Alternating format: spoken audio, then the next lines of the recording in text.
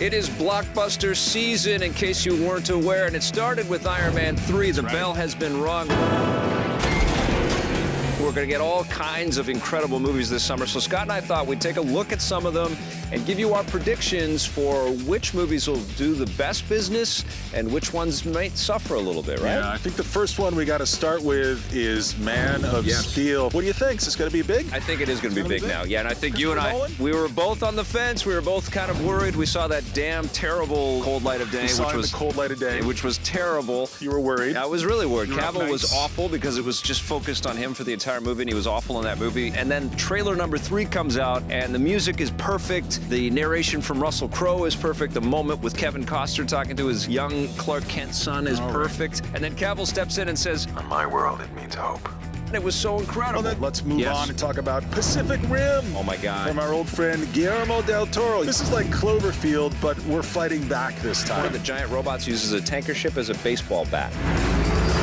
I mean, that's it. Sold. He has his giant Cloverfield monster and his giant robots in the same screen. Wait for this movie. God, I think it's going to be awesome. Today we are canceling the apocalypse! Let's talk about one that I know you're really looking forward to.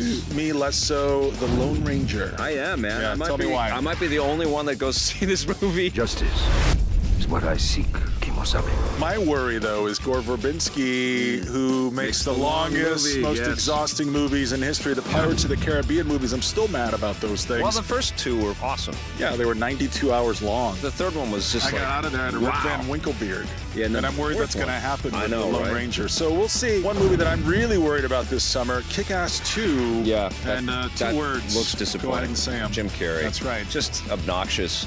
Yeah, there's a dog on your balls. Maybe we'll be surprised. Maybe we'll see the movie and it'll have 2 sides to them, but what I've seen in the trailer does not look good to me at all. So at the beginning of summer, Iron Man 3, at the very end is Elysium. Oh, you forgot the Wolverine, man. From, well, I skipped over that on purpose. Come on, the Wolverine. All right, we'll talk about the Wolverine. Is directing this. We both loved that Night and Day movie that he did not too long ago. We did. I mean, he is not known as an action film director, but he did a good job with that. And I think what's happening now with the Wolverine, it's almost like an apology to everybody that was pissed off by X-Men Origins Wolverine. It's going to be a lot more hard-edged, and we're going to see Jackman fight a whole bunch of ninjas and samurais, and Silver Samurai's going to be the villain in this. I feel like this is a can't-lose movie because I expect it to be trashy and crummy. But I got to tell you, when I see Wolverine do this, I get a little tingle. It's not weird at all. All right, so there's your Wolverine. You got your Wolverine plug-in. Looks awesome. Let's think it's move on to Elysium now. Movie. All right. Okay, and Elysium looks like it's District 9 again. Who cares? Which I'll take it. I'm happy with that. Yeah. I think it's going to be great. Except District 10 will we have a very, very, very famous actor in this instead of Charlton Copley. I know, and I miss Charlton. Yeah, he's in the movie.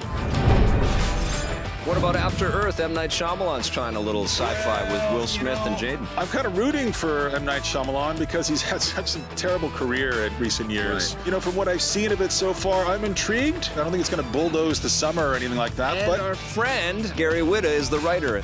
He used to be a games journalist. So you're Facebook friends. Now he has a real job. Remember, danger is very real. And then Star Trek Into Darkness. This will be the one that we'll see whether he's got the chops to direct the new Star Wars movie. I'm a little worried because I don't think you get to do both. Such action violates the Prime Directive. So what do you think's going to win the summer money-wise? I think it's going to be Man of Steel. I think this is going to deliver, man. I think it's going to be Star Trek Into Darkness. I think a lot of people are going to turn out to see this thing, and it's going to do big box office numbers.